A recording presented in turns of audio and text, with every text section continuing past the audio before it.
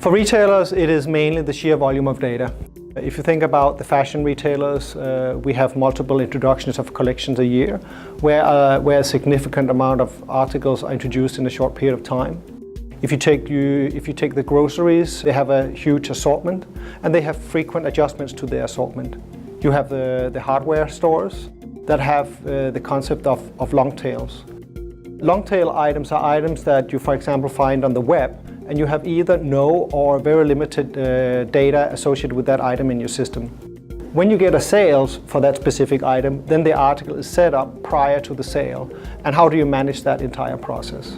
How do you govern your data for retailers? How do you make sure that the data are actually correct? How do you make sure that it meets all your business rules and people who need to enrich or review data are actually doing this? How do you do that in an efficient manner? You could have a lot of man hours reviewing your articles. Now, how do you do that in an efficient manner so actually it does bring value to your company? Do you have transparency in your company with your article master?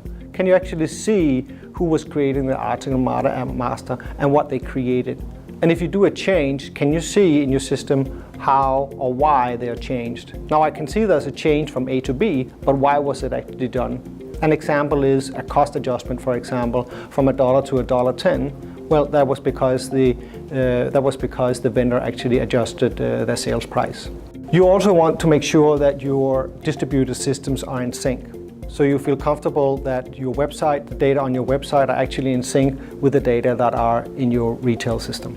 What we see the main pain points is especially in the master data space, and for retailers, especially the article master.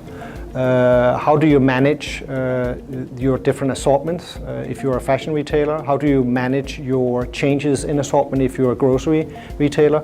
That is what many retailers today are struggling with.